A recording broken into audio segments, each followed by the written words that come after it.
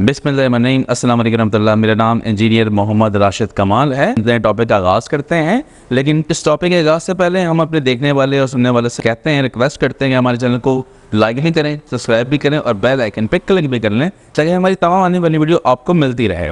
और अब हम अपने टॉपिक का आगाज़ करते हैं। टॉपिक हमारा है रिमाइंडर थ्योरम।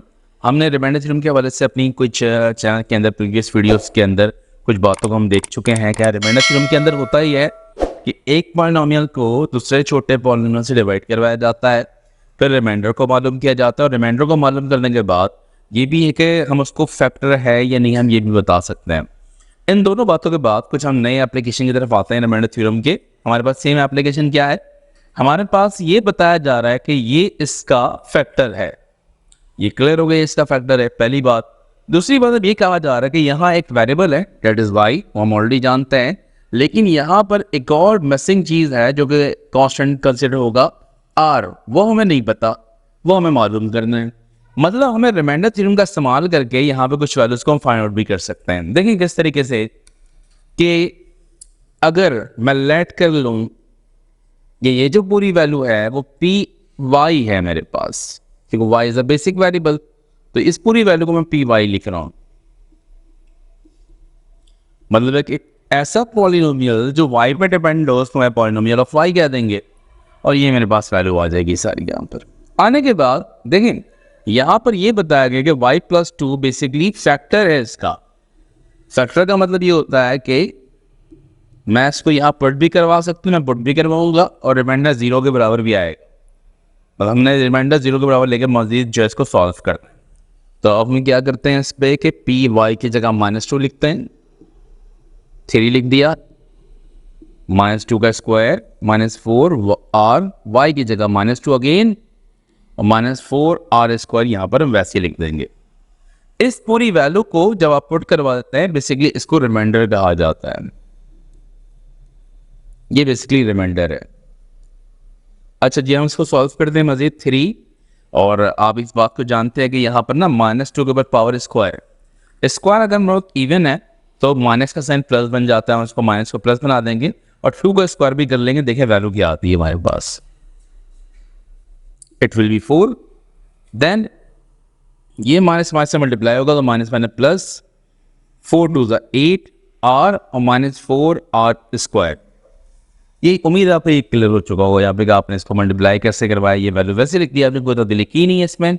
अच्छा जी, आप इसको मजीद अगर सॉल्व कर लें तो वैल्यू आ गई है 12 + 8r -4r square. It is the value of remainder. ये वैल्यू बेसिकली रिमाइंडर की है। अच्छा जी, एज पर रूल, मतलब अगर हमारे पास if y + 2 is a factor of P Y, अगर ऐसा है कि ये उसका फैक्टर है, जैसा कि सवाल में ऑलरेडी गिवन है कि ये इसका फैक्टर है। फैक्टर का मतलब क्या होता है कि आप कर ये सकते हैं कि रिमाइंडर को इक्वेट कर सकते हैं विद 0, तो देन आप रिमाइंडर की वैल्यू यहाँ पुट करवा लेंगे, इक्वेशन जनरेट हो जाएगा।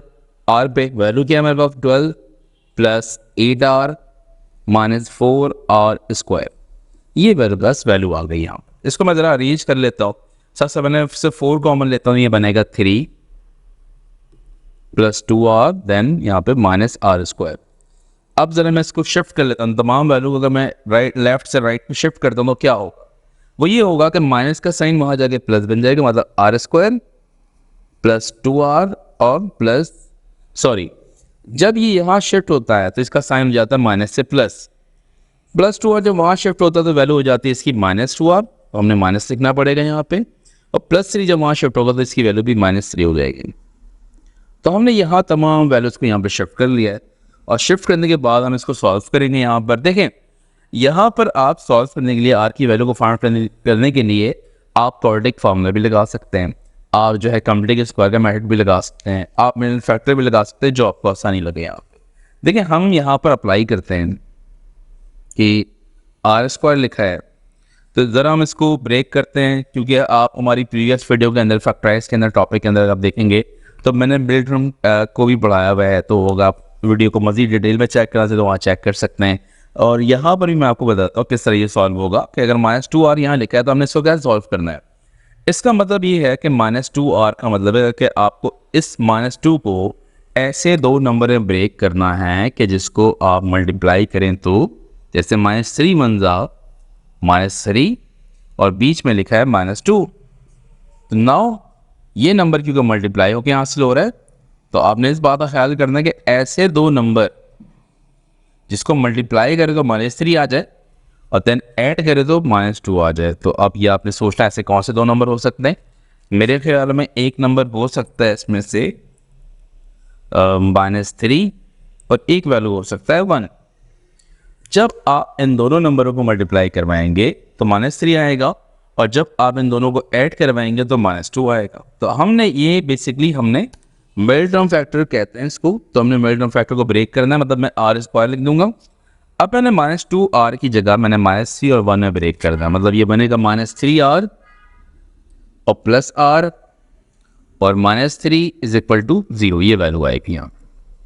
इसके बाद जिस तरह हम इसको गौर करेंगे दोनों में कॉमन है क्या, इन दोनों में कॉमन है r, तो मैं r कॉमन लूंगा तो बचेगा r -3। यहाँ कुछ नहीं कॉमन दिख रहा है तो कॉमन विल बी 1।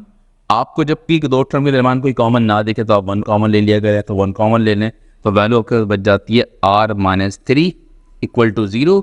अब मैं इसको देखता हूँ कि ये टर्म में क्या कॉमन है, डेट इज r -3 और दूसरी वैल्यू यहाँ से बचेगी r और यहाँ से वैल्यू बचेगी 1। तो बस दो फैक्टर्स आ गए यहाँ पर। देखिए अगर आपको इसको जस्ट एदर और कर लेते हैं तो एदर में एक दफ़ा आप ये करते हैं कि आप r -3 को बराबर लेते हैं 0 के और r की वैल्यू आपको मिल जाती है 3। ये पहली वैल्यू है r की। और जब करेंगे तो और के अंदर क्या होगा, दूसरे फैक्टर को आप इक्वेट कर देंगे 0 के साथ। तो 0 के साथ जब इक्वेट करेंगे तो r की वैल्यू आ जाएगी -1। तो हमें r की वैल्यू 2 मिल गई। यहाँ पर हमें फाइंड आउट क्या करना था, r की वैल्यू को, और ये फैक्टर के ये y+2 इसका फैक्टर था।